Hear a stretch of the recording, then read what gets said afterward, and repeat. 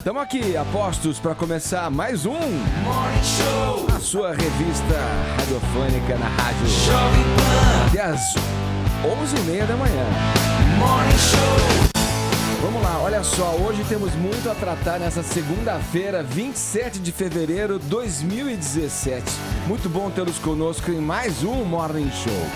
Foro privilegiado em foco. O assunto volta ao centro do noticiário político com a declaração do ministro Gilmar Mendes de que é uma irresponsabilidade apresentar a limitação do foro como solução dos problemas nacionais. Em entrevista ao Fantástico, o cantor Vitor, da dupla sertaneja Vitor e Léo, nega ter agredido a mulher grávida. Saiba quais as pontas soltas dessa história. The Oscar goes to...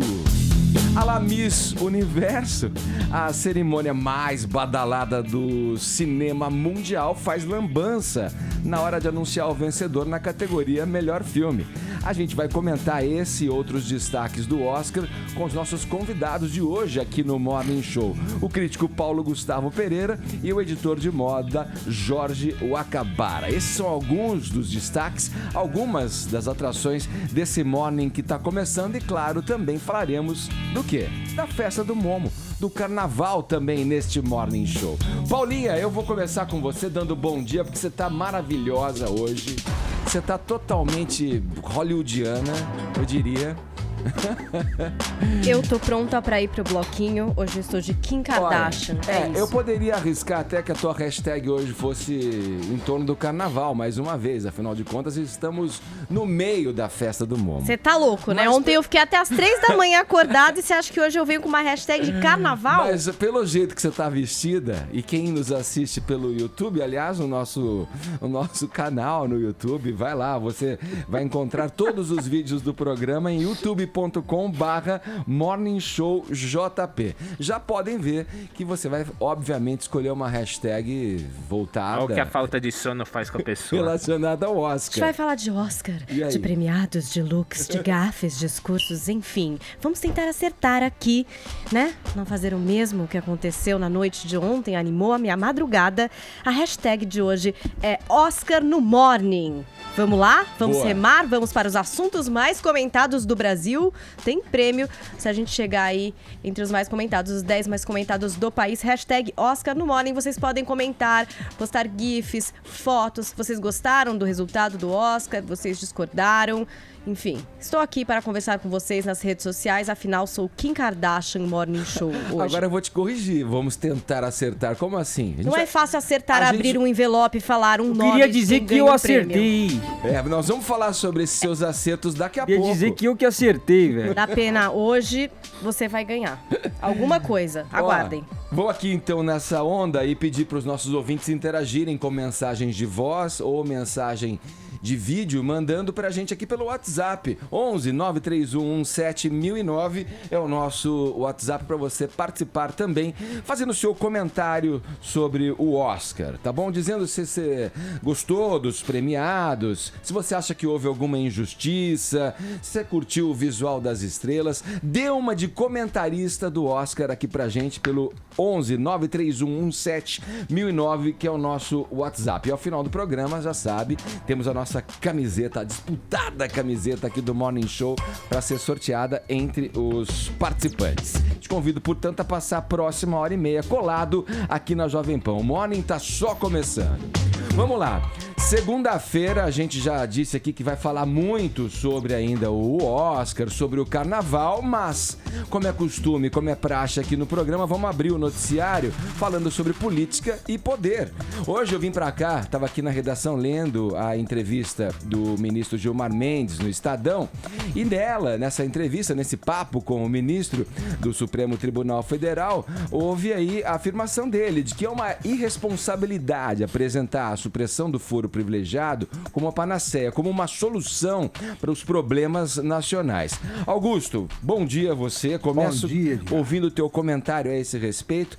Que avaliação você faz dessa... Tenho certeza que você leu essa entrevista e se não leu, tá por dentro do assunto e queria a tua avaliação a esse respeito, a esse papo com o ministro Gilmar Mendes. Eu li e fiquei com a sensação de estar lendo a letra de um samba enredo desses aí que condensam 17 séculos em 17 versos. Faltou só falar do faraó. Meu Deus do céu. Primeiro, ele parte de uma premissa errada. Ninguém apresenta a supressão do foro como a solução dos problemas nacionais. É um dos problemas a resolver.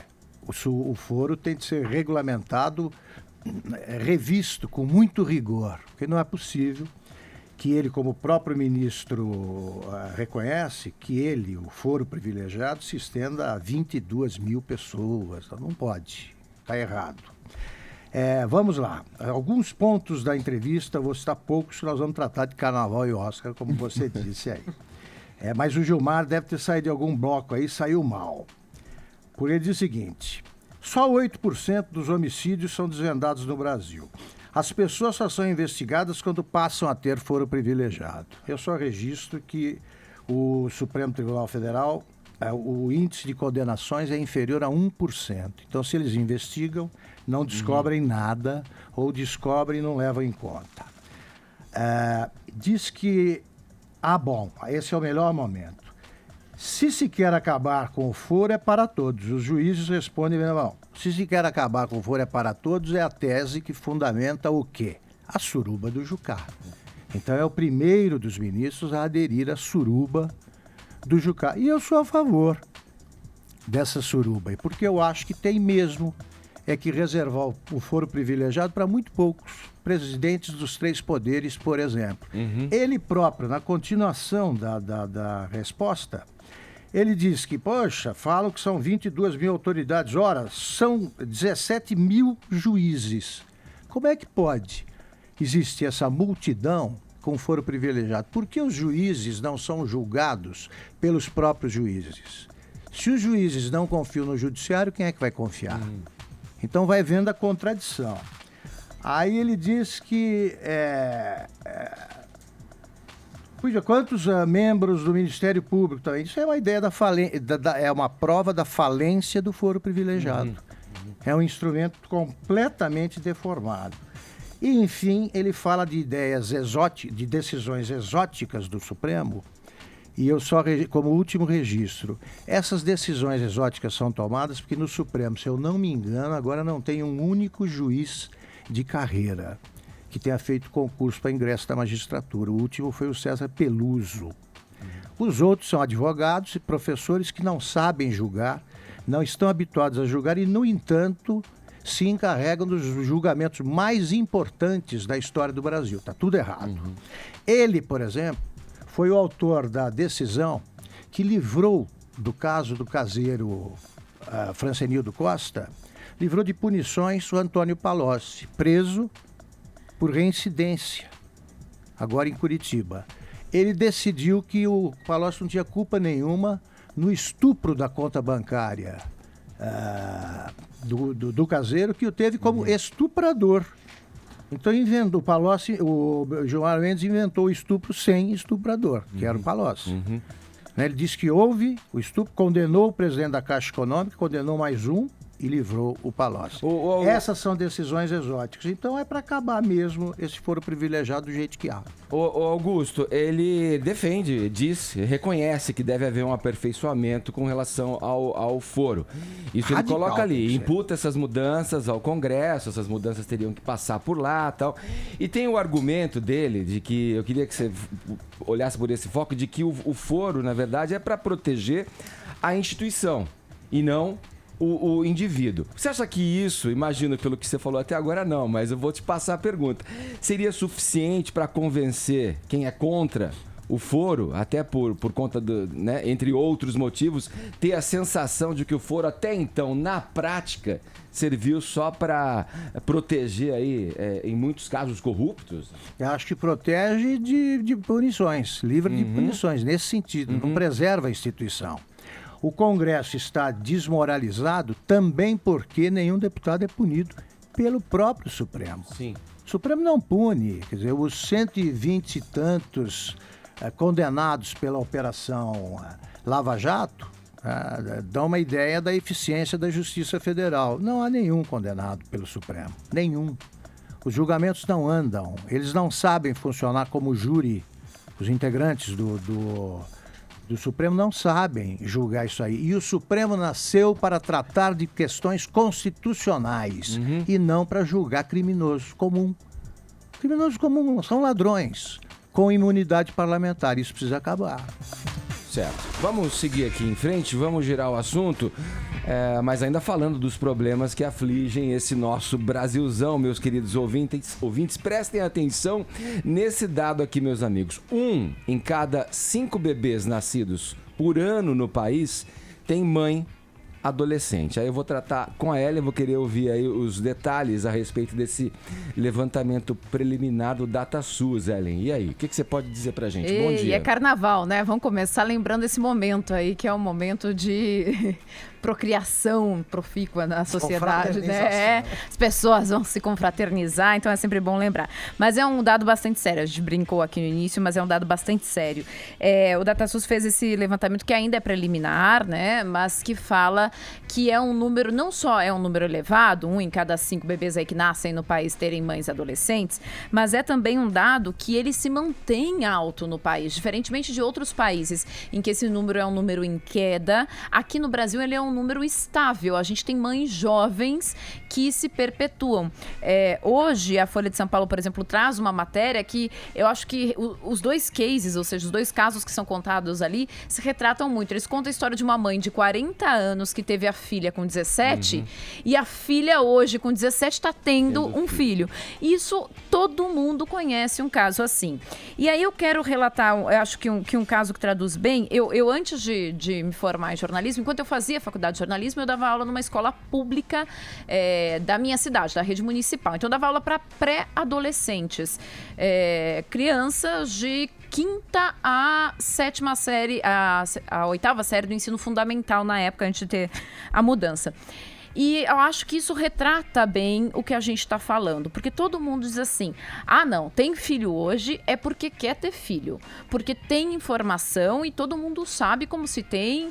Não é verdade. Eu lembro de ouvir das alunas perguntas básicas como, professora, se eu estou menstruada, eu posso engravidar?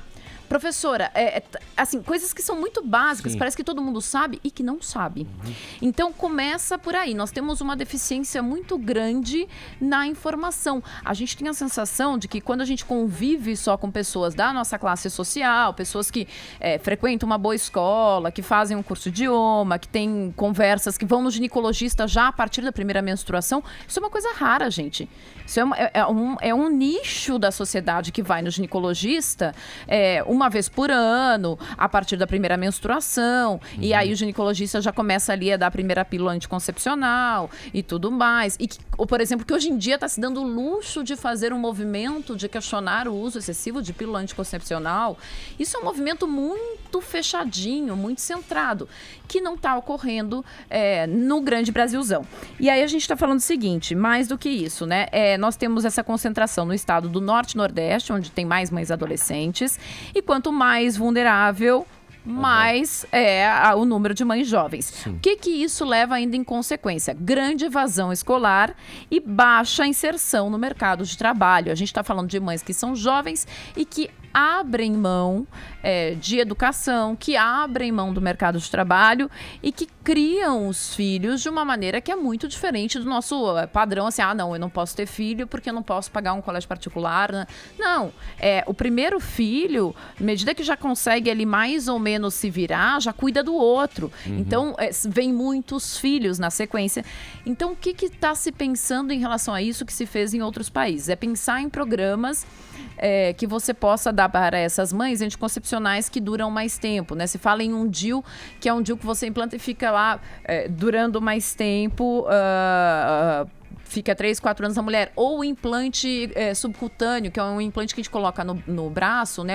É um tipo anticoncepcional, é um hormônio, só que ele fica no braço de 3 a 4 anos. Só que o SUS só cobre o DIU, não cobre esse anticoncepcional. E ele é caro, esse que você implanta na pele é caro. Já tem projetos pilotos aqui em São Paulo de hospitais públicos que experimentam essa questão do DIU. Qual a diferença? A diferença é que antigamente essas mães iam pelo SUS e faziam uma laqueadura, que é um processo que não tem reversão. Esses anticoncepcionais já têm uma reversão. Você coloca 3, 4 anos, depois pergunta para a pessoa, você quer continuar, não quer continuar?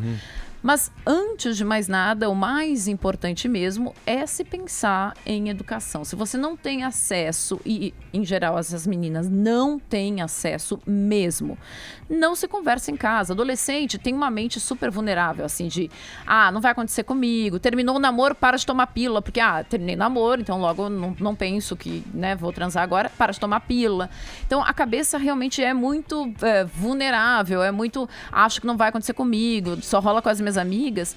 Não tem essa educação para pensar que tá suscetível sim se transar e que pode acontecer. E é uma né? coisa muito ligada a um ciclo que você acaba aumentando a questão, os problemas referentes à pobreza, agravando a situação de pobreza, esses nascimentos, e só para dar números... Perpetuando o ciclo, né? Perpetuando o ciclo, é o que você vê. Tanto a mãe de 40 que teve a filha 17, que a filha mais tem... periféricas e pobres é onde a ocorrência é maior.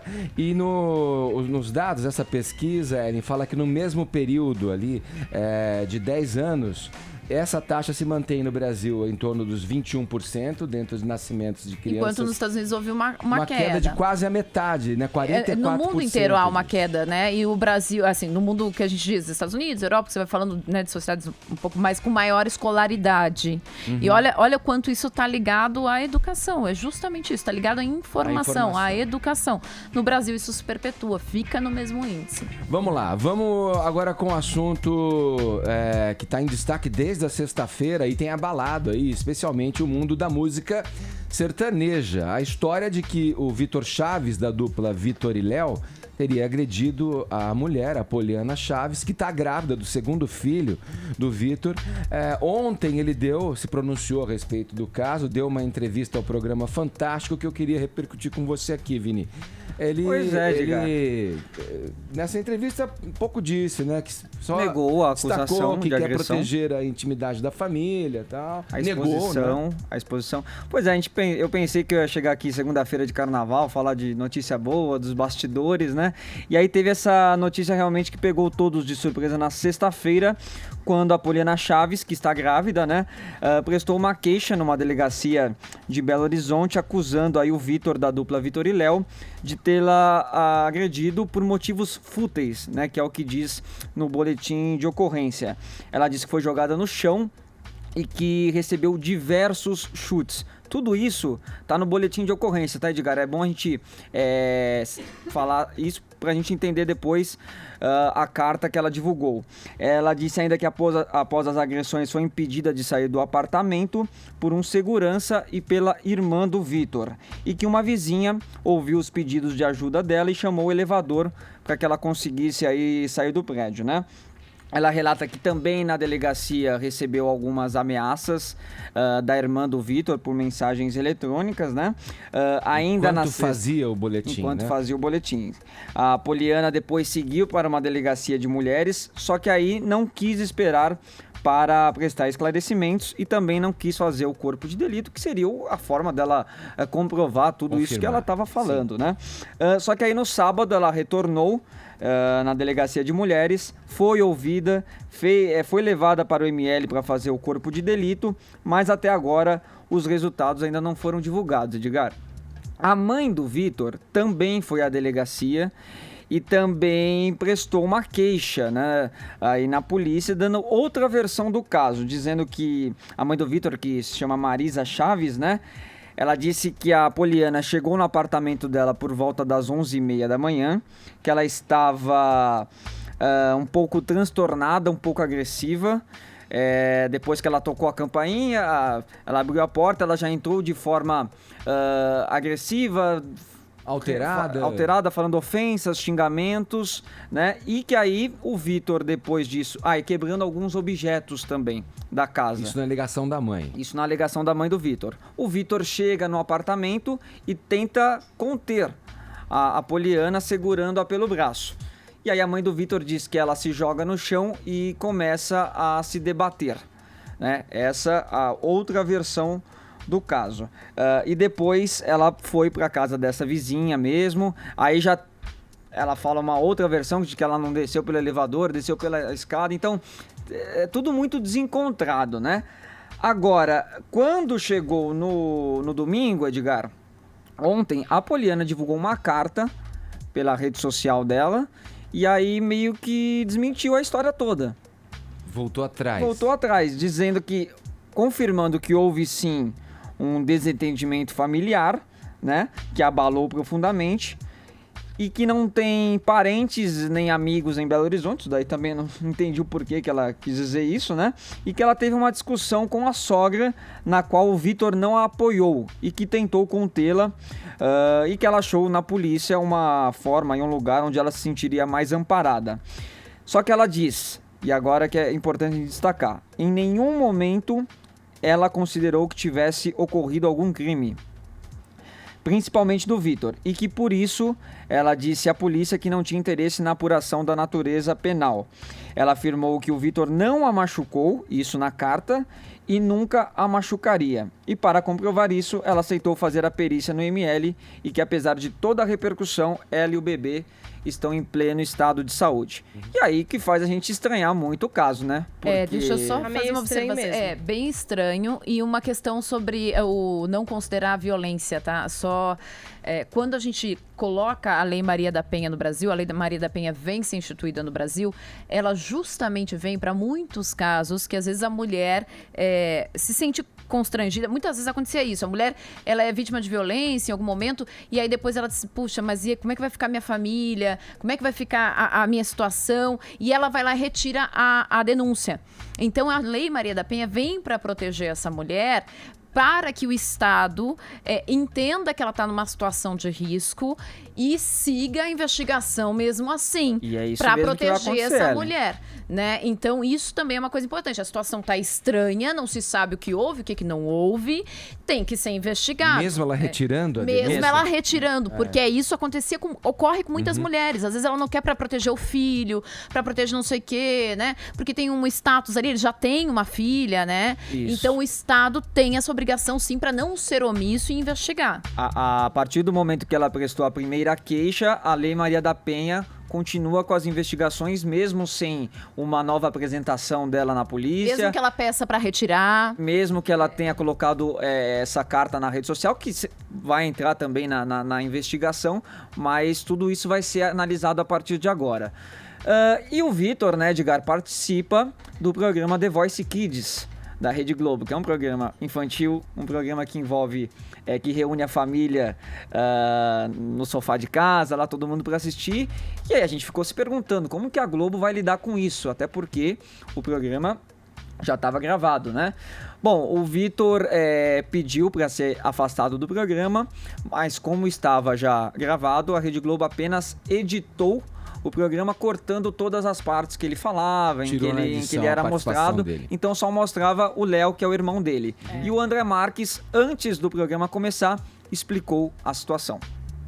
Esta semana aconteceu um fato importante envolvendo um dos técnicos aqui do nosso programa. Uma acusação bastante grave de violência doméstica envolvendo o Vitor.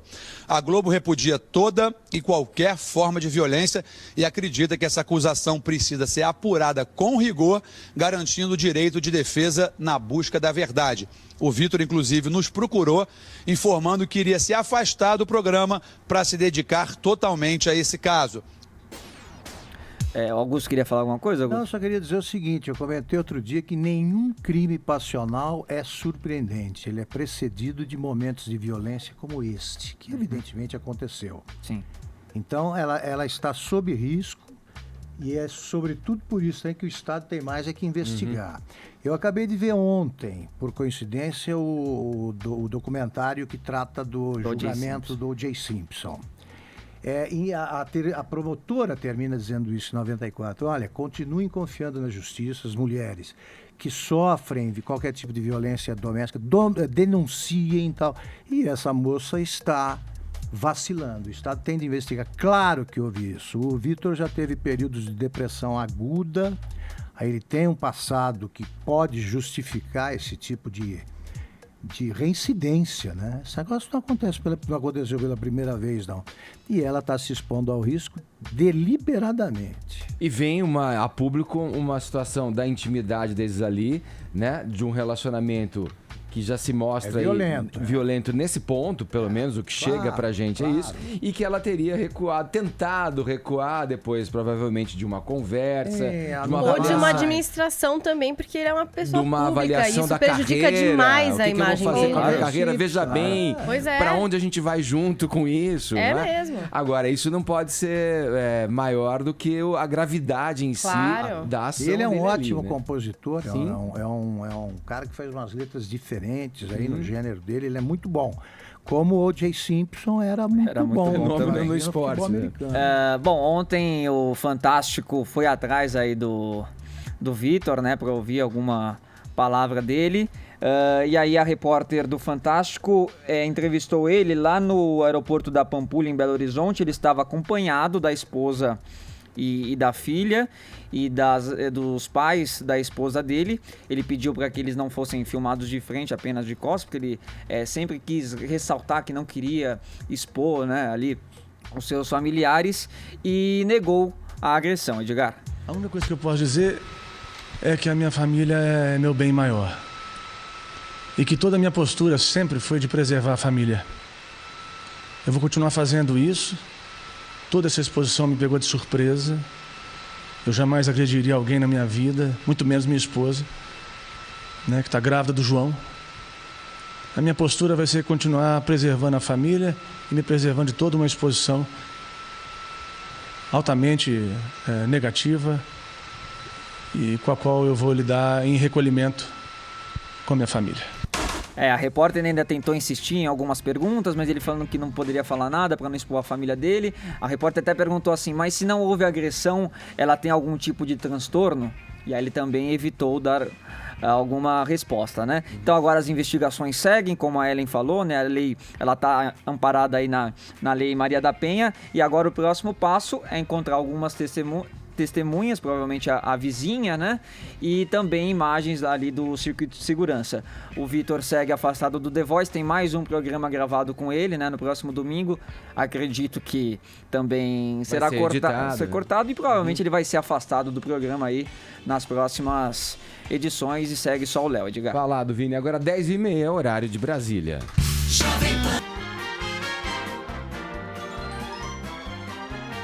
É pra vocês entrando no clima aí, vocês entrando nesse clima aí, ó. Vamos dar início ao nosso papo aqui no Morning Show sobre a 89ª edição do Oscar. Foi realizada ontem em Los Angeles. Não faltaram emoções. Quem acompanhou um pouco da festa vivenciou ali algumas delas, inclusive aquela escorregada monumental, né? Na verdade, não uma escorregada, foi uma derrapagem ali. Errou! Bem no clima, errou, né? Trocaram simplesmente a categoria que eu acho que, né, a categoria principal. O fato é que está aqui no estúdio com a gente, no Morning Show, o jornalista e crítico de cinema, o Paulo Gustavo Pereira. Bom dia, Paulo. Bom dia a todos. E também, olha só, quero dar as boas-vindas aqui ao também jornalista e editor de moda, o Jorge Acabara. Bom dia, Jorge. Bom dia. Olha aqui, obrigado pela presença de vocês antes de mais nada, e vamos começar o papo voltando um pouco no tempo, porque nós temos aqui uma exímia, sei lá, observadora, conhecedora do Oscar. Você acertou quase tudo, hein, Paulinha? Mas teve a... Só errou o principal. Pois é, da pena. E que nem foi ela que errou, foi o Oscar que errou, né? Eles erraram, acertaram. O da pena se saiu melhor nessa categoria de melhor filme.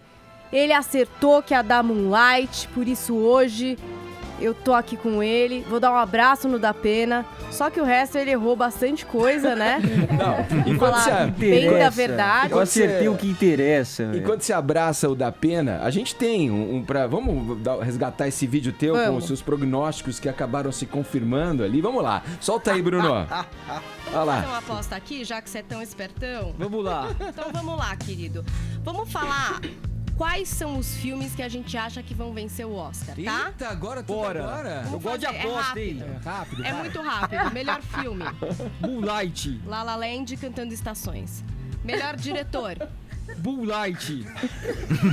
Damien Chazelle por La La Land. Era o Barry Jenkins. Vai. Melhor atriz, querido. La La Land.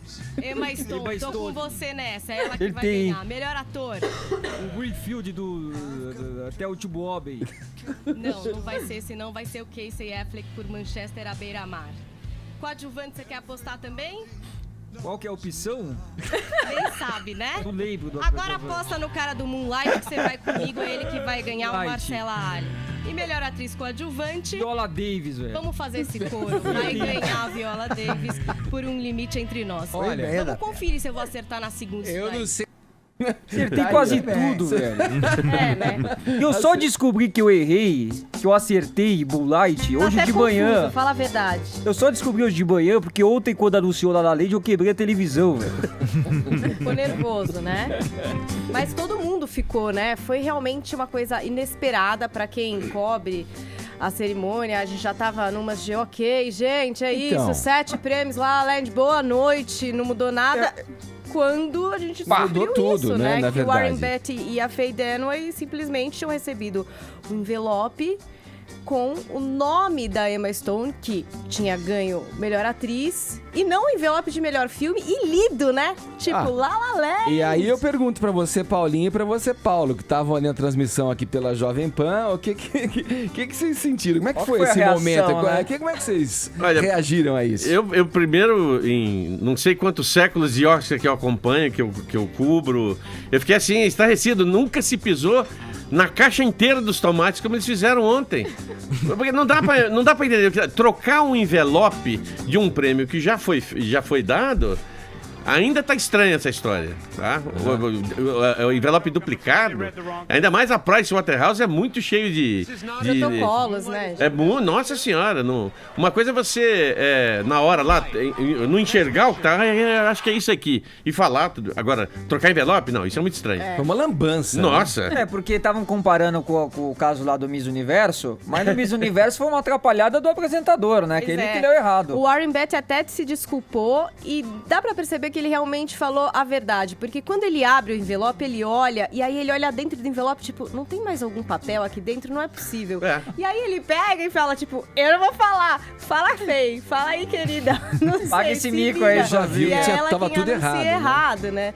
Quer dizer, foi uma loucura, os caras de La La Land já estavam agradecendo, tipo, família, Deus, amigos. Tava todo mundo em cima do palco. Filme. E o que é mais bizarro nessa história toda é o seguinte: por mais que você saiba de torcida, da pesquisa que fazem antes com todo mundo, que você votou aonde? Aí eu votei em La La Land. Aí então o cara lá faz, vai dar La La Land e tal. E não deu, e todo mundo subiu, e foi aquele.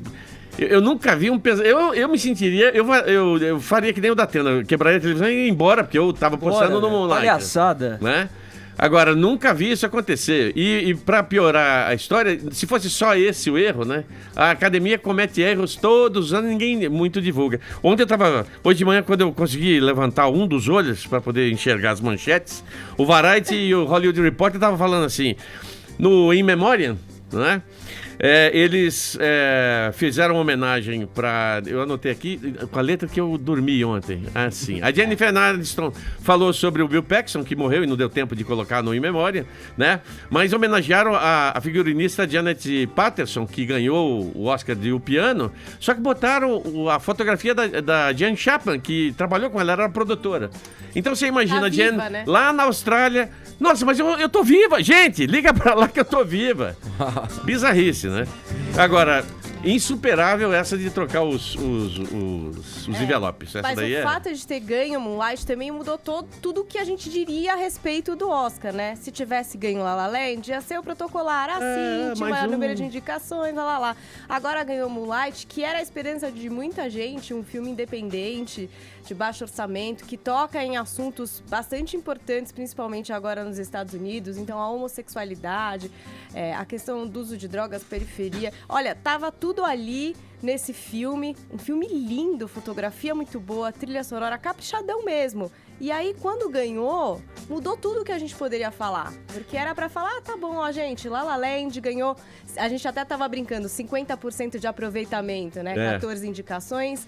Teria levado 7 e o prêmio de melhor filme mais importante da noite. Quando Moonlight vence, Mudou tudo. Muda completamente o discurso. Agora, mas é importante Ainda bem que não estava lá o juiz do Corinthians. Nossa, já pensou? Que ele não ia voltar Hein? atrás. Tá Pelo amor de entregue, Deus. acabou. Mas tem Imagina uma coisa engraçada, todo mundo comentou sobre esse lance de ter sido o pessoal do Miss Universo, mas lembrem-se que quem fez durante muitos anos o Miss Universo foi o Trump, né? Então, quem sabe não foi manobra.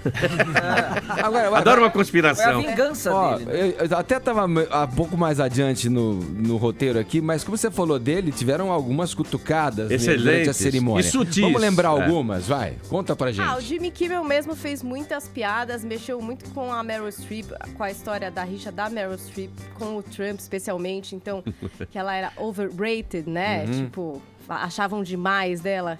Meu Deus, né? Da Meryl Streep. Ela foi aplaudida de pé logo no primeiro lance do Oscar. Ele fez uma piada com ela, falou dela, ela levantou o teatro inteiro aplaudindo a Meryl Streep de pé, né? O prêmio Meryl Streep, vão ter que lançar esse prêmio aí, porque a mulher já não dá pra ser mais indicada. E teve várias mini cutucadas, mas como o Paulo falou, elas foram sutis e elas Exatamente, falaram mais sobre união, diversidade, sobre como a arte não tem fronteiras. Não tem fronteiras, exatamente. E isso foi legal, porque não foi alguma coisa violenta. Né? Todo mundo estava temendo, na realidade, que o espetáculo ficasse Pesado. politizado demais, pesado. E tinha muita gente, não vou assistir porque eles vão ficar falando mal do Trump, eu votei nele, não sei o quê. Então não quero escutar esse monte de críticas. Ao contrário, até mesmo os discursos que você poderia esperar mais inflamados, né? Como de melhor ator coadjuvante, que eu ainda não decorei o nome dele, mas é um nome legal. Mahershala Ali, e também de melhor filme estrangeiro para Apartamento, que o diretor nem foi, né? Ele acabou não indo pro Oscar. Exato. Exatamente. Essa acho que foi a crítica mais pesada, foi a mais assim, contundente e foi esperado. Ele não compareceu, mas mandou um discurso que foi lido e bastante aplaudido. Mas mesmo assim, e mesmo assim não foi nada forte de nem nada. agressivo. É. Foi mais falando sobre essa história de que como é errado a gente se colocar como eles, nós e eles, os nossos inimigos, né? Foi isso em que o diretor se centrou para fazer o discurso Foi um dele. recado pro Lula, não?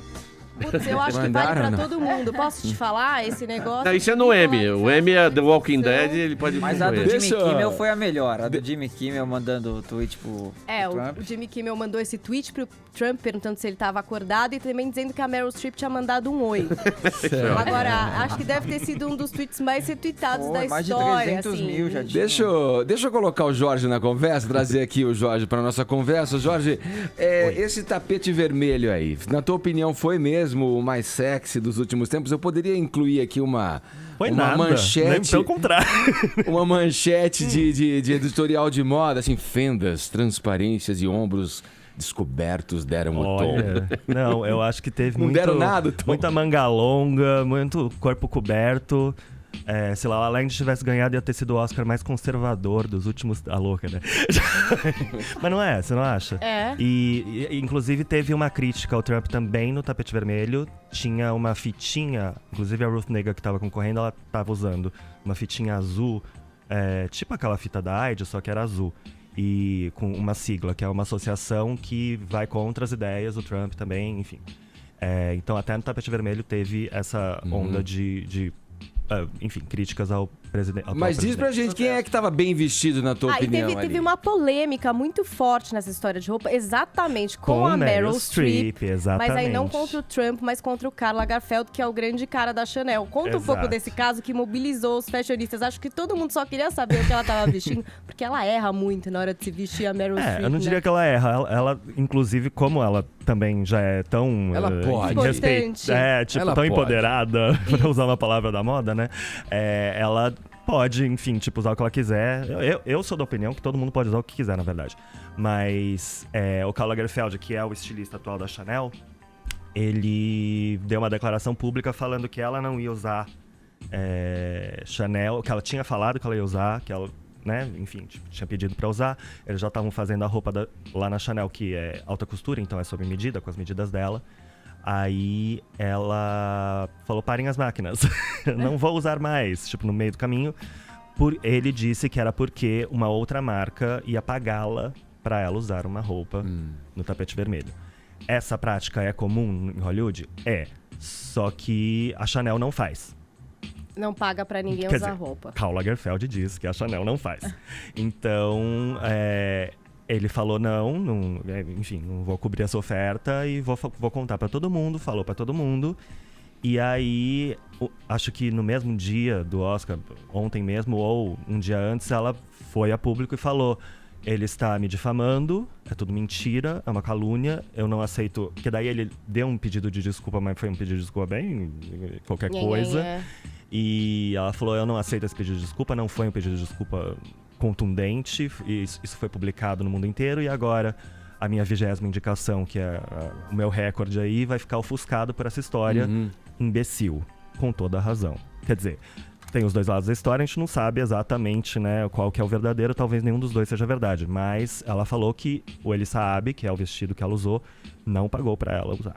Mas, Jorge, voltando à tua análise crítica aí, tudo bem, a Meryl Streep, ela é acima da crítica, a concura ali. Mas quem é que tava ruim ali? Quem que errou feio? Ruim. Quem que mandou mal ali? Olha, eu nunca digo de ruim ou de bom, eu digo de diferente, daí as pessoas ficam achando ruim e depois elas gostam. Depois de 10 anos, elas acham o máximo, né? Mas teve, por exemplo, a Naomi Harris, que usou Calvin Klein, foi um look bem discutido. Tem aí, Bruno, pra gente colocar a imagem aí? Essa é a Emma Stone. A Emma Stone, que é quem ganhou o Oscar de melhor atriz, tava de Givenchy. Tava de Givenchy e, inclusive... É Abajur, gente, eu achei ela linda. Eu acho que foi só a dimensão da foto ali, talvez ficou meio... Né, parecia um bolo, talvez. Eu gosto, mas não sei. Eu gosto, mas não sei, é ótimo, né? Foi a primeira vez que uma atriz ganhou usando Givenchy, desde 1954, quando Audrey Hepburn ganhou usando Givenchy. Então era uma marca meio maldita no tapete vermelho, que dava azar e finalmente deu sorte. Olha aí a Naomi Harris. Tá vendo que é um look curto, assim, né? Acaba logo depois do joelho. Foi muito polêmico por causa disso. As pessoas acharam que não era adequado pro tapete vermelho do Oscar. Eu acho ótimo, eu acho moderno, acho que... E tem uma cauda bonita, né? Então, eu acho que a cauda já dá um peso maior no look. E eu acho moderno, simplesmente é Calvin Klein, é a primeira coleção do Raf Simons, que acabou de entrar na Calvin Klein, do estilista Raf Simons. Ele estava na Dior antes. E eu acho que ele tá fazendo um ótimo trabalho, visto este vestido. Paulinha, vamos voltar aqui pras categorias? Eu ia falar da Viola Davis, que a gente vamos enumerar aqui, Paulinha, pra gente organizar. Do vestido dela, da roupa dela? Pode falar. Ela ganhou coadjuvante, era a favorita. Nossa. Se ela não ganhasse, acho que a internet ia morrer. Ela que é a estrela de How to Get Away with Murder. E que, enfim, mereceu muito essa estatueta por esse filme, Um Limite Entre Nós. Pra mim, ela brilha muito. O filme só aparece a hora que ela entra, porque o Denzel Washington fala demais. Essa sou eu. Mas ela tava muito Gilmore incrível Girls, você não achou que é meio também. Gilmore Girls? Tipo, aquela falação deles. Verborrágico. Não exagera, Gilmore Girls é uma série muito boa. Muito chata. Curto bastante. Chata Agora pra quem não gosta de mas não vamos desviar, diálogos. vamos trazer pro assunto, vai. Viola Davis venceu, melhor atriz coadjuvante, todo mundo queria. E ela tava muito linda. Tava mesmo. Demais. Tava de Armani. Que vestido era aquele? Aliás, muitas estavam de Armani, né, essa noite. Sempre assim, Armani é uma das marcas preferidas de Hollywood. Talvez ele pague, né? Não sei. Mas eu achei muito bonito esse vermelho. Geralmente as atrizes não gostam de usar vermelho no tapete vermelho, porque elas acham que briga com o tapete, justamente. Tipo, eu acho que não combina, mas eu acho uma bobagem isso. E acho que estava muito bem. A cor valorizou o tom de pele dela e o corte estava lindo. A Viola nem sempre manda bem no tapete vermelho. Ela estava vindo com os vestidos do Michael Kors muito iguais, inclusive, só mudava a cor. E eu acho que esse foi muito bom. Paulo, a gente até tava falando na transmissão o quanto ela chora bem, né? Nossa Senhora. É das atrizes que melhor sofre. Sofre em público também, porque o discurso dela foi emocionado. Não pegou pesado com a questão política, mas falou lá sobre o trabalho que ela faz. Aliás, eu gosto mais do discurso dela do Emmy no ano passado, que estava mais empolgado em termos do trabalho do ator. Agora, ela dá um show. Eu sempre falo que o ator, que quando ele é bom, não importa o que ele faz, é quando ele chora direito. Chorar direito significa que não está preocupado se está escorrendo o nariz e fica todo... Não, ele chora porque está passando aquela carga emocional, e ela faz isso no filme direto, né? E eu achei, seria uma tristeza se ela realmente perdesse, porque apesar de ter concorrentes muito boas, Mas eu também não Shelley concordo Williams, com a Paulinha, por que só exemplo, tem verborragia no filme. É uma adaptação de uma peça, né, de teatro. Consequentemente, em teatro você não pode ter espaços vazios, então você tem que ter um diálogo constante. E foi muito bem adaptado. Cansa realmente. Tem horas que aquele diálogo dos dois no início do filme é meio... E o jeito de falar do Denzel irrita um pouquinho às vezes, né? Aquela fala meio que acelerada. Mas é teatro, do né? personagem, Você né? imagina qualquer outra, sei lá, nos bons tempos do Raul Cortez no teatro, ele também tinha esse pique, né? De falar.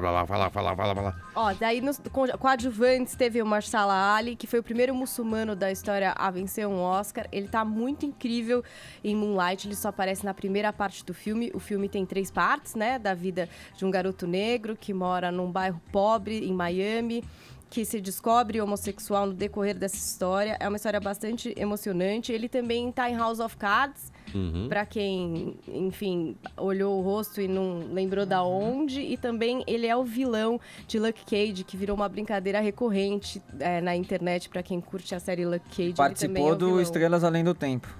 Participou do Estrelas Além do Tempo também. E ele começou, o grande destaque dele na televisão é um seriado de ficção chamado The 4400, onde ele interpreta um negro que é apaixonado e se casa com uma negra nos anos 50. Antes dele desaparecer, porque a história de 4.400 pessoas desaparece em vários momentos. Né? Se casa com uma branca. Casa com uma branca, exato. Ó, a gente falou de melhor atriz, foi a Emma Stone por La La Land. Ela é o coração do filme.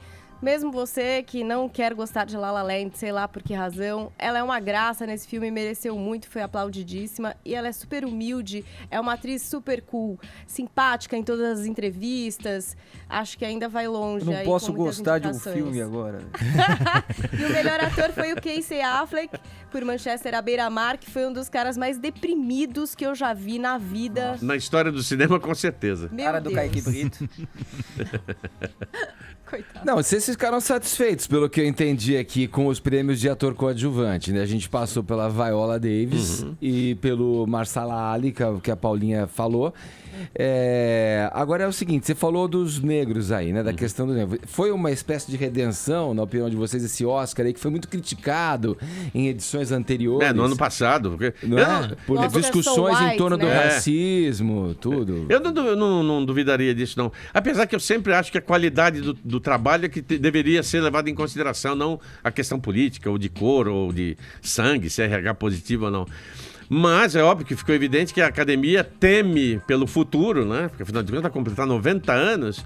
E se começar a pisar na bola na questão racial, volta a 50 anos atrás. Volta na época que deram o prêmio para a empregada de O Vento Levou, porque ela era a única coisa que funcionava no filme.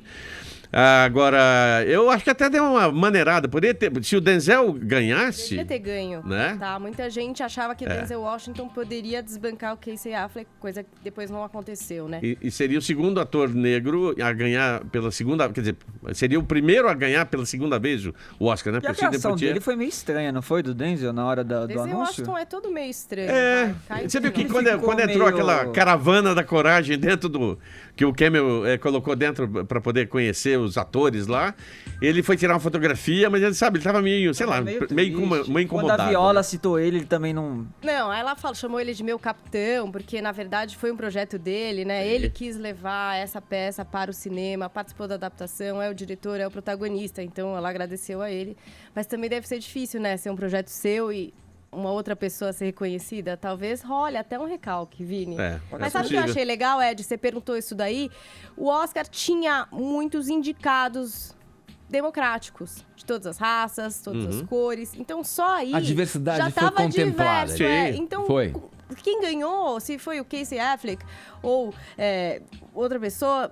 O ele Dev mereceu. Patel também foi indicado, E que é tudo indiano, bem. né? Tinha muita diversidade ali. Poderia Aliás, acontecer de tudo, né? Falar em roupa, o Dev Patel, eu achei que ele ia servir um drink ontem. Desculpa. E o cabelo da Halle Berry? Olha só, é muito Falei, difícil. meu Deus, tava muito estranho, parecia que ela Deixa enfiou o o dedo na Jorge tomada. falar. Deixa o Jorge falar sobre... O cabelo da Halle Berry tava ótimo, empoderado, a gente gosta. Mas a roupa do Dev Patel, enfim, moda masculina no geral é muito difícil, porque os homens eles têm mais medo de arriscar. De ousar. porque a masculinidade é muito mais frágil do que a feminilidade. Não sei se os homens daqui concordam. Mas eles têm medo. Então, por exemplo, o look do Ryan Gosling tinha uns babadinhos, assim. Eu não sei se vocês lembram. Enfim, aí quando ousa, às vezes ousa uma coisa meio esquisita, assim, sabe? Não dá muito certo. O que eu gostei foi o Pharrell Williams, que foi de Chanel, e ele tava com um monte de colar, assim, uma profusão de colar ali, ó, na foto. Tava com uma profusão de colares e eu achei que deu uma cara chique e ao mesmo tempo tava legal, assim, tipo, tava no moderno. Eu acho que os que se dão melhor quando eles tentam inovar no tapete vermelho, os homens, né, são esses caras que têm um contato com um público mais jovem, que tem um apelo mais jovem, tipo o Pharrell, tipo o Jared Leto, tipo, sabe, uma galera que realmente tá antenada, porque parece quando o cara não é antenado e vai tentar usar no tapete vermelho, parece que ele pegou uma roupa errada, né? Tipo, você vê que combina, o Prince faz falta, né? David Bowie, etc. David Bowie, E aí, vamos lá, o que não falamos ainda? A gente ainda? não falou do melhor documentário, que foi o melhor diretor, falamos já? A gente pode falar, foi o Damien Chazelle. Foi o La La Land também, foi, né? o diretor mais jovem a receber um Oscar na história da academia. 32 anos, esse é o terceiro filme dele, né, Paulo? Exatamente. A gente ficou sabendo mais de Whiplash, mas tem um filme anterior aí que não fez tanto sucesso. Quer dizer, o segundo filme dele foi o Whiplash e o terceiro La La Land. Foi. Um projeto que acho que tem mais de 10 anos. 10 anos, é projeto de escola, na realidade, né? Porque é o tal negócio. Qual que é o grande problema, o problema que eu vejo, assim, do La La Land? Ele é um filme que homenageia o cinema, né? O cinema musical. O musical, infelizmente, aqui no Brasil, eu já falei até outras vezes, por problemas técnicos, porque não legendavam as músicas, por algum motivo idiota lá do passado. Então, às vezes, o cara ia assistir um filme onde a música fazia parte do roteiro e não falava nada. E o que esse cara tá falando? De repente ele tá fazendo uma coisa e na outra sequência ele tá fazendo outra. O que aconteceu? Então, o musical sempre foi um negócio muito difícil no Brasil. Até mesmo os seriados que tem música, né? Você vê o Glee. Glee deveria ter sido um grande sucesso na televisão e não foi. Hoje tem My Crazy Ex-Girlfriend, que é muito incrível, engraçado. Mas que muita gente não curte por causa do musical. Né? E ele realmente consegue prestar uma homenagem ao cinema, trazendo todo aquele glamour. Ele começa, inclusive, com aquela brincadeira do CinemaScope abrindo lá, né? Que é um negócio que tentou salvar o cinema nos anos 50. E eu, assim, em termos de homenagem, ele conseguiu fazer muito mais do que o artista fez na época, né? Porque entre o artista e a invenção do Cabré, que disputaram pau a pau, o Cabré é muito mais filme do que o artista, né? Vamos lá, a gente falou de filme estrangeiro, teve alguma questão colocada? Porque tem toda essa política do Trump aí, né? O filme que ganhou foi um filme iraniano, o Apartamento. Teve alguma manifestação nesse momento ali? Foi a história do diretor realmente não comparecer e mandar um pronunciamento oficial. Discurso lido ali, que foi Exato. lido. E sóbrio também, não teve nada do tipo, porque o Trump é um filho da... Nada, uma coisa assim, é uma pena que eu não tô aqui, mas eu quero continuar esse trabalho, que todo mundo aprecie, porque afinal de contas, não é esse cara que vai impedir a arte de continuar, né? Melhor documentário, que foi o O.J. Made in America, um documentário da ESPN. É o maior filme já premiado na história do Oscar, mais de 7 horas de filme. Eu não assisti, dizem que é incrível. E vem também meio na cola do American Crime Story, The People vs. O.J. Simpson, que levou todos os prêmios do Globo de Ouro, que realmente foi uma série que todo mundo assistiu e gostou, e trouxe de volta essa história do O.J. Simpson, e que foi o pior momento do Jimmy Kimmel no Oscar. Ele tentou fazer uma piada com a história do O.J. Simpson, ninguém entendeu, e foi uma das únicas saias justas. Eu achei que não tinha entendido, mas ninguém entendeu. Ninguém entendeu, não. Foi muito fraquinha. E a história do O.J. Simpson... O Jimmy Kimmel conseguiu se sair bem e ainda ganhou pontos nessa marmelada, fazendo uma piada final, dizendo que nunca mais ia voltar, porque ele tinha certeza que ia estragar o Oscar. Olha aqui, a gente continua ainda mais um pouco com o Paulo Gustavo Pereira e também com o Jorge Acabar aqui para falar do Oscar. Vamos fazer um resumão daqui a pouco pro ouvinte do Morning Show. Agora a gente dá um break, 11 em ponto, horário de Brasília. Vamos em frente no Morning Show dessa segunda-feira. Estamos aqui falando do Oscar e, olha, eu tenho que dizer, as atrações musicais chamaram a atenção. Como sempre, tem as atrações ali em torno dos artistas que participam. Estamos ouvindo aqui, ó, o Justin Timberlake entrando ali, né? Isso foi muito legal. Já em performance, assim, essa entrada foi bacana, Foi né? a primeira vez que o Oscar abriu com um número musical, Justin Timberlake vindo da plateia. Um dos hits, né, que concorria, não foi o que levou. A gente teve a música do La La Land como a vencedora de melhor canção original e melhor trilha sonora também. Foram 2 prêmios aí pra La La Land, mas foi demais essa entrada do Justin Timberlake, todo mundo dançando de pé. Atípico, porque o Oscar é mais protocolar, né? Exatamente. Começa sério, aí entra o apresentador, faz o seu número de 8 minutos tirando sarro dos filmes, da plateia. E eu achei diferente porque deu uma energia. Acho que foi isso que fez o programa ficar legal, né? Show, né? O Justin interagiu também tem que ser, com o Jimmy Kimmel, né? Ele é o escada do Jimmy Fallon. Tradicionalmente, a gente teve um outro escala. O Matt Damon foi zoado pelo Jimmy Kimmel durante toda a cerimônia do Oscar. Foi que brilhante. Muito maravilhoso. Brilhante. Ô, Augusto, vem pra nossa conversa aqui. A gente tá ouvindo, né, tudo isso. Eu não vi, cheguei de Marte, assim, porque eu não vi nenhum Perdido dos em Marte. Totalmente. Eu Eu tô sabendo dos filmes por eles aqui, pelos comentaristas aqui que estão contando a história pra gente. Então, quer dizer, quando a gente for ao cinema assistir os filmes que ganharam ou os que foram, o que perderam, Augusto, a gente já vai com uma ideia do que a gente vai ver bem definida, né? Vamos lá, tem alguma pergunta pra eles, Augusto? Eu tenho. Eu gosto muito do Oscar Acompanha. Eu queria perguntar ao Paulo o seguinte, que a sensação que se tem hoje é de que já não se vive a época em que o filme que ganhava o Oscar se transformava quase que mecanicamente em clássico, e a gente lembrava de todas as premiações. Você há pouco lembrou da premiação da atriz que faz o papel da empregada. Exatamente. Da Scarlett O'Hara, tal, e o vento levou e tal. De alguns tempos para cá, eu comecei a me lembrar, acompanho sempre a premiação, mas eu me lembro de poucos filmes passados há alguns anos. Claro, eu lembro do Titanic, que a gente lembra. Agora, de filmes premiados há 2, 3 anos e tal, eu não me lembro bem.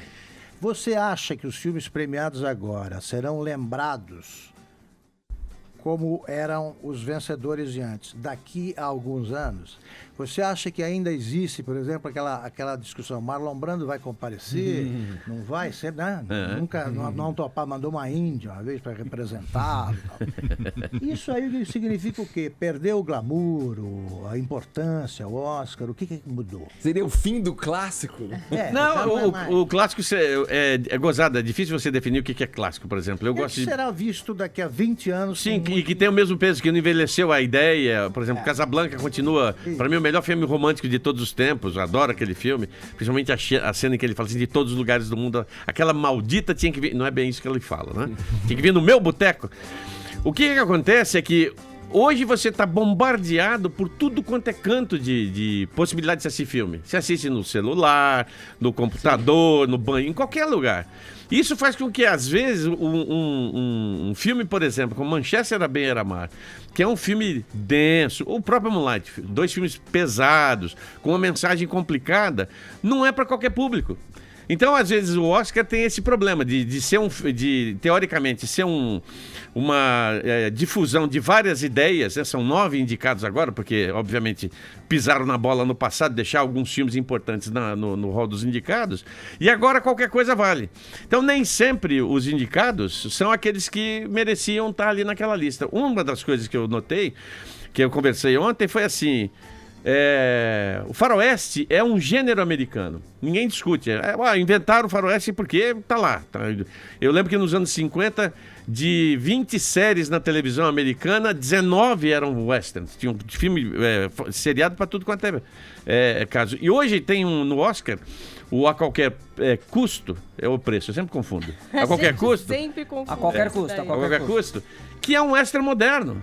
É um faroeste sobre 2 caras que roubam bancos, mas com uma mensagem por trás disso, que assim, não gostamos do sistema financeiro americano que está sacaneando o pequeno agricultor, o pequeno proprietário de terras.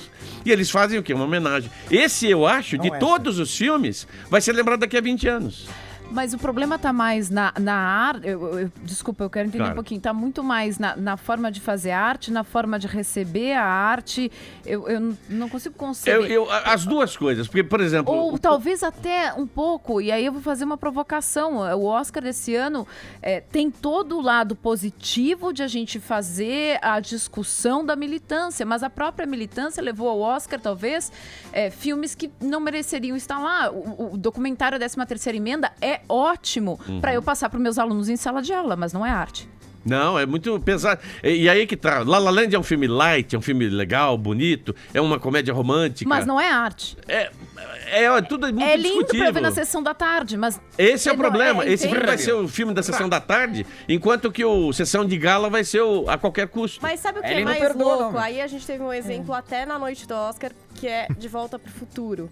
Exatamente, Volta pro Futuro, o típico filme que você assistiu 200 vezes, inclusive na sessão da tarde, colocou um DeLorean no palco do Oscar, influenciando o Seth Rogen, que foi lá falar como que ele assistiu 1000 vezes e gostou desse filme e foi influenciado por isso. E quem de nós não fomos? Foi legal esse momento, né? Quem de nós não rasgamos elogios a Stranger Things, que é um apanhado oitentista? Exatamente. Então, assim, a gente só vai conseguir medir... Precisa chorar, Paulinha. Eu vou chorar agora, porque o DeLorean com aquele Nike de amarrar sem cadarço... Foi emocionante pra qualquer um que foi criança e assistiu e foi influenciado por aquilo. Então, acho que a medida do que nos influencia só vai ser dada com o tempo. Eu sempre falo isso, é muito difícil a gente viver e saber o que vai ficar pra sempre. E é isso que torna um clássico, entendeu? Por exemplo, quem é que poderia imaginar que esse momento aqui registrado, que é o DeLorean entrando no carro, que a gente sabe da história do DeLorean, que era um carro que foi financiado pelo tráfico de drogas, caramba, né? Mas o filme virou um clássico porque ele juntou tudo aquilo que você imaginava. Então fica no inconsciente coletivo, nossa, se tivesse um carro daquele pra viajar no passado e consertar as besteiras que eu fiz, mas você nunca consegue fazer isso. Por isso que a fantasia acaba se transformando numa coisa muito... E o Michael J. Fox, que era um moleque, depois se tornou um ativista, financiando pesquisas do Parkinson, sabe? Exato. Virou uma personalidade importante na comunidade de Hollywood. E ali quem ele era? Era um moleque fazendo uma sequência, que sempre foi menosprezado em Hollywood se fazer sequência. Olha que coisa interessante, você falou de ativista, né? O Humphrey Bogart no Casablanca, depois que fez o sucesso, ganhou Oscar, etc., foi defender os direitos civis contra o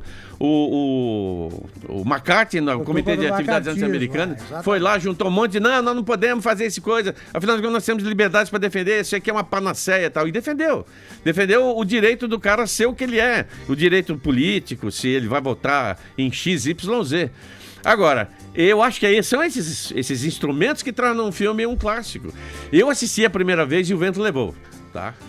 É um clássico, não discuta, mas depois que eu terminei de assistir o filme, eu falei, mas peraí, esse filme é muito segregacionista. A história da Mary Mitchell é muito...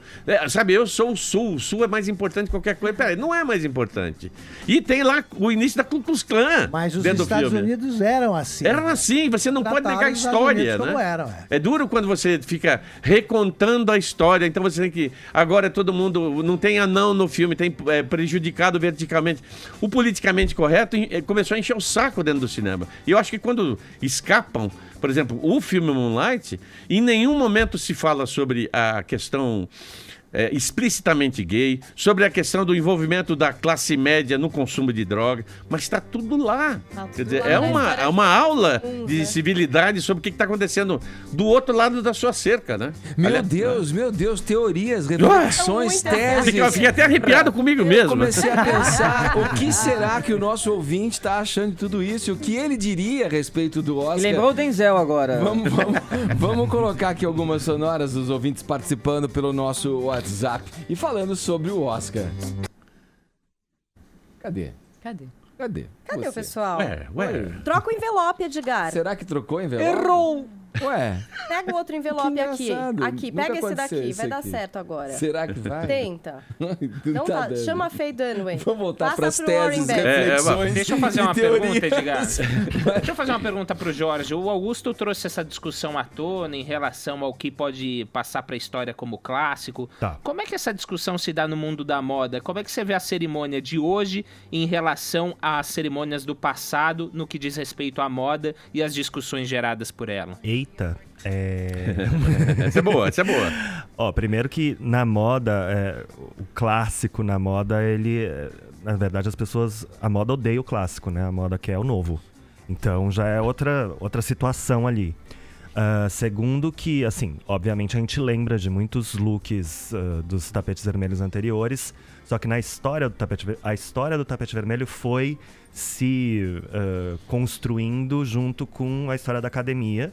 Então a cobertura desse tapete vermelho foi ficando cada vez mais intensa e foi tomando uma importância, um vulto gigante ao longo do tempo. Então, se você vai voltar no tempo, não tem tantas imagens assim de tapete vermelho como a gente tem hoje. Tipo, tem a da ganhadora. Né? Tem, enfim, tem algumas coisas que são clássicas e que as pessoas lembram, como por exemplo a Cher. Mas... Cruzes. Inesquecíveis. Cruzes. Mas... Pelo lado negativo. Não, eu acho que é engraçado.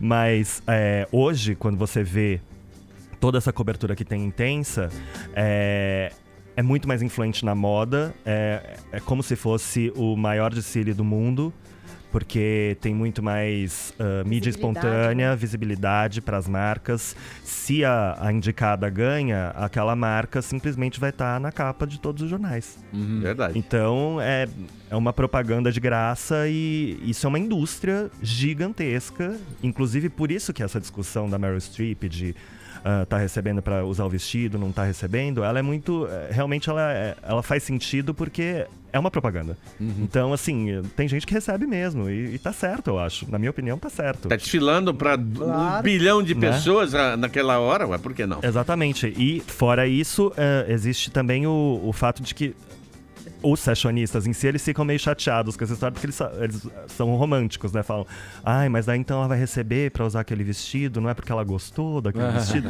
Gente, nem na Globo, tipo, não em lugar nenhum.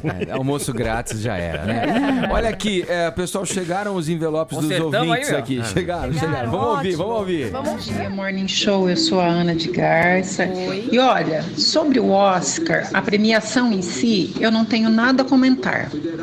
Mas sobre a lambança feita na hora da entrega do prêmio, gostaria de dizer que foi feita aquela lambança porque não era a Paulinha Carvalho quem estava lá. Porque se fosse a Paulinha Carvalho quem estivesse lá, teria saído tudo perfeito. Bom dia, gente. Ela ia beijo. falar antes do Oscar começar. Eu ia dar spoiler, ia dar tudo certo. Antes de começar, ela ia falar. Essa é a nossa Paulinha Kardashian. Isso. Tô pronta pro bloco. Tem mais aqui, vamos ouvir mais um ouvinte. Pessoal do Morning Show, aqui quem tá falando é o Thiago de Itabaiana, Sergipe. Bom, eu gostei de quase tudo do Oscar, menos da entrega do prêmio para melhor filme, porque eu odiei Moonlight. É um filme que não se aprofunda em nada, na minha opinião. É um filme vazio.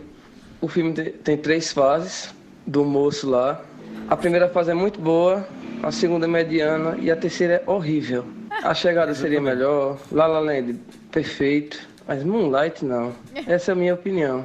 Valeu, galera. Vocês são demais. Não gostou. Acontece. Assim, ele falou de A Chegada, que é um filme que, por exemplo, eu amei. Eu também. Eu devia ter ganho. Nossa. Melhor edição de som. Tem a Amy Adams, que pra mim é o grande destaque também feminino. Não só por esse filme, também por Animais Noturnos, que a gente considera que poderia ter sido indicado em mais categorias, mas é sempre assim. Só que eu gosto Titanic quando não dá venceu briga, nenhuma. né? Não, Titanic... Titanic, Silvio? Você gostou Titanic, desse? Silvio Não Santos, venceu? você Não tá venceu? louco? Não é desse ano. Efeitos visuais? Mas não é desse ano. Quando foi? Faz tempo, inclusive. Agora, Tava torcendo, né? eu acho a academia fez essa jogada depois de deixar de lado Batman, o Cavaleiro das Trevas, e no ano seguinte colocou colocou espaço para 10 filmes serem indicados para melhor filme. Por que não fizeram isso com o resto? Né? Então bota 10, ou então voltasse no tempo e fizesse como era no início do Oscar, que era assim, melhor comédia, quer dizer, os filmes de comédia, ator, atriz, blá, blá, e dramas, blá, blá, blá, quer dizer, divide, porque senão nunca vai contentar. Globo de Ouro é assim, Oi? Globo de Ouro é assim, não é? O Globo de Ouro é. O Emmy também é desse jeito, né? Mas o Oscar insiste em fazer um negócio assim, ok, tem 9 indicados, mas não tem 9 indicados nas outras categorias. E eu acho que perde, porque a Amy Adams, que tá fazendo, eu acho, a melhor atriz, inclusive, do melhor, inclusive, que é a Emma Stone, na chegada, e não foi indicada. Ela tá muito... Vocês acham que esses outros prêmios podem um dia superar em importância o Oscar, não? Eu acho que não. A gente teve uma discussão ontem sobre a questão do Globo de Ouro. O Globo de Ouro mas o Globo de Ouro é o termômetro. Não é o termômetro nenhum. Sabe por quê? Porque o Globo de Ouro é feito por um grupo de jornalistas que trabalha e vive disso em Hollywood.